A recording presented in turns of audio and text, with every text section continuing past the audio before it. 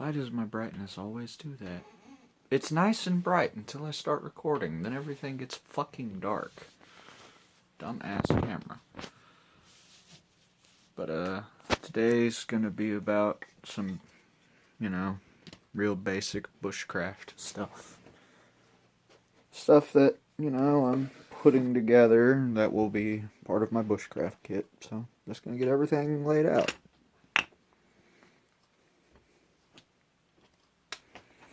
Why didn't I lay them out beforehand? Because that would imply that I'm put thought into these videos. I don't put thought into them. How do you think I don't edit them? Because it's just a random fucking video.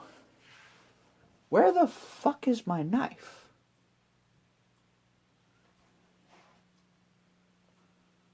Where the actual fuck? There it is.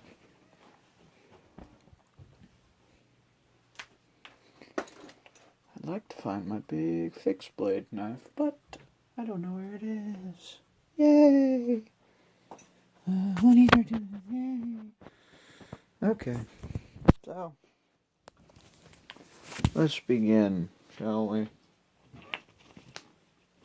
And we'll start with the fun one. Bag of Corona. What is inside this bag of Corona? Medium grit whetstone, double-sided whetstone, fine and ultra fine, a slightly finer medium grit whetstone, another, this is my axe puck, and a really, really coarse whetstone. No stropping compounds, because I don't really use stropping compounds. I just kind of take the stuff off, I just wipe the stone off on the leather, and then I proceed to strop. And then we've got Leatherman multi-tool. This is the Leatherman super tool. It's got really anything you would ever need in it. Never underestimate the value of a saw, even if it's only that big, because you can still take down trees about that wide. Or, you cut it down and hack away at it from there. When we have good, strong folding knife, unfortunately it's a folding knife. This is a Schrade Uncle Henry, I do believe.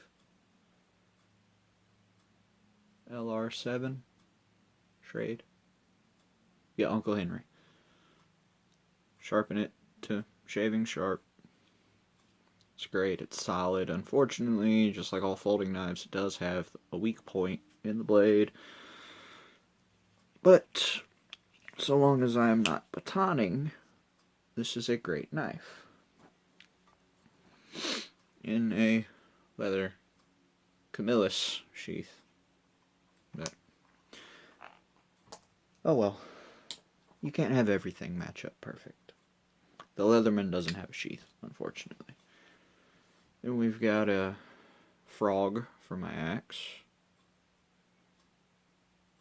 Real basic black leather. Sturdy enough, it holds it. Then we have my favorite part, my axe. It's more of a hatchet. But, we've got basic camp axe. What is my camera doing? Okay. So we have a basic camp axe. Again, also 2 shaving sharp.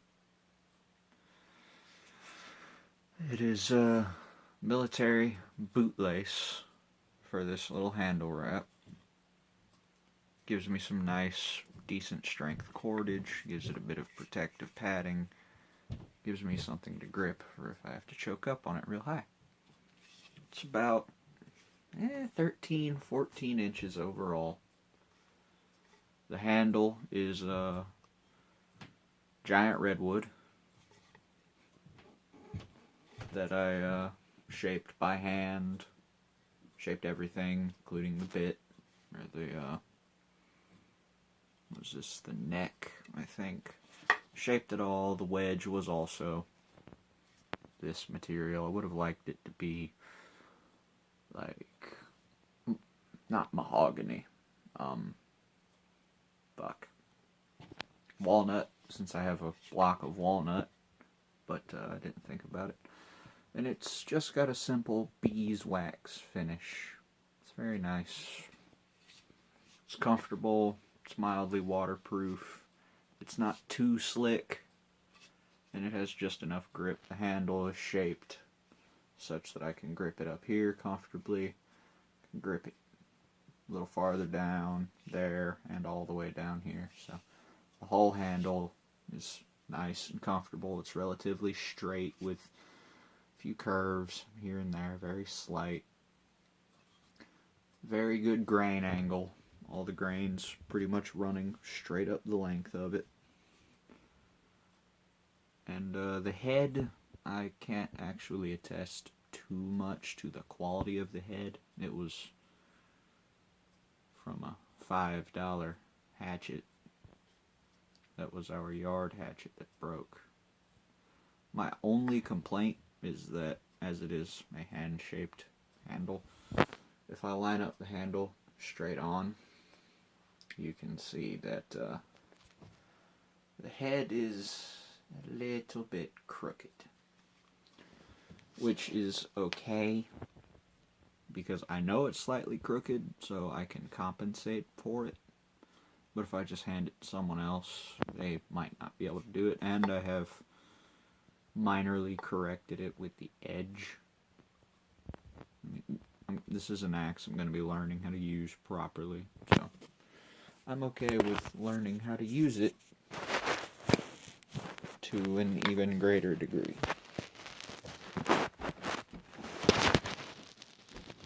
Yeah, it's nice. It's simple. I can't really complain about it. And my puck. What do I use as a polishing compound? Just spit on it. Touch it in my tongue, get it wet. And then follow the edge. And I am still working on the edge because there is a nick up here, a nick in the middle, and a nick kind of near the top. And a few very minor edge deviations. But if this is an axe my life is going to depend on, I don't want any nicks in the blade. So yeah, I'm going to sit here and sharpen it and hone it like fucking crazy. And you can use any rock as a whetstone or an axe puck, provided it has at least a flat surface for you to get started on. Because as it goes, you're going to expand out that flat surface quite a bit until you've essentially got half of a rock left. Of course, it's going to take a few years unless you just sit here and sharpen it out, or you grind it away with sandpaper.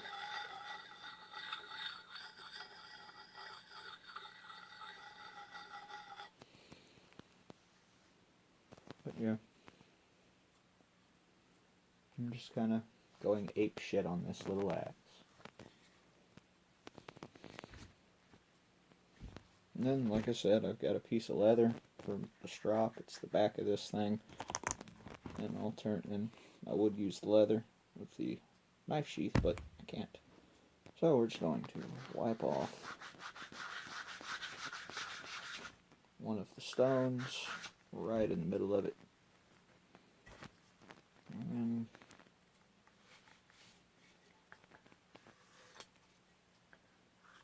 just strop away.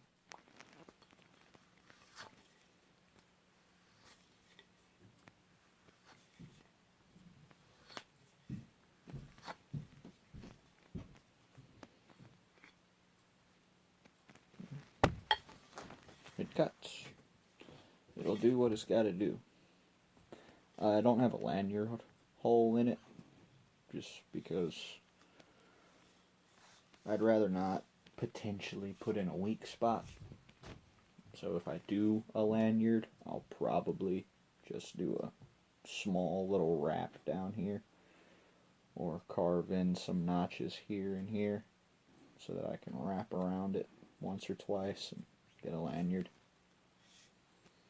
But yeah, it's just a beeswax and oil finish, basic oil. I'll admit, I use an all-natural beard wax to take care of my beard. It's beeswax and other oils. So I will freely admit, I just got a little bit more, or I got a fair bit more than I put in my beard on my thumb. Slathered it on one hand, grabbed it, and just started smearing it in. Worked it in all over it, gave it a very nice color. I could actually probably afford to do a second coat on it.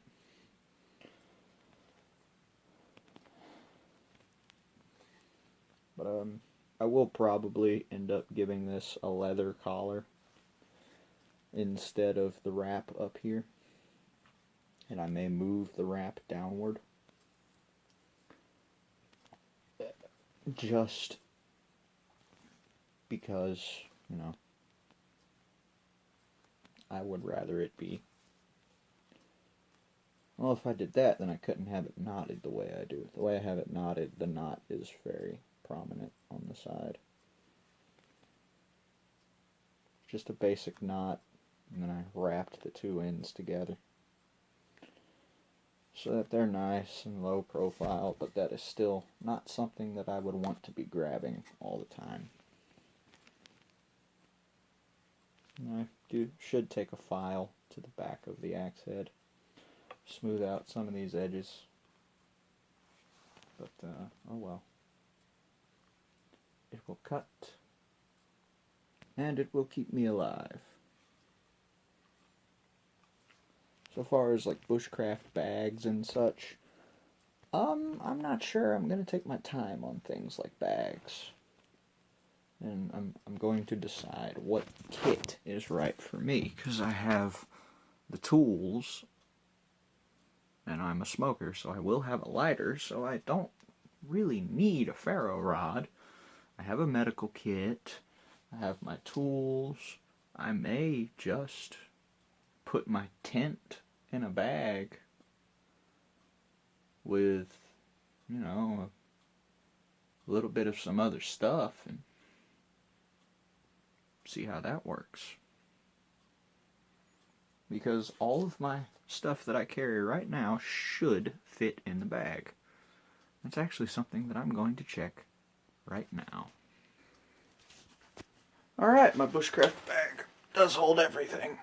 It holds my tent, my pot. It has room for a sleeping pad.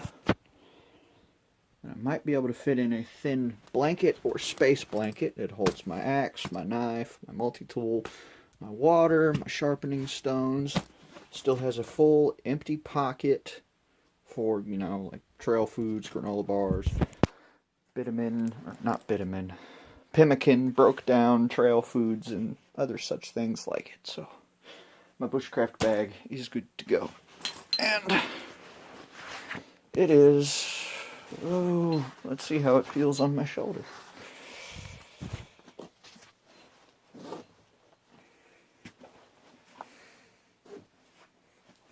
It is not unbearably heavy, nor downright uncomfortable. I had a legitimate camping bag with a waist strap, a shoulder strap, and everything.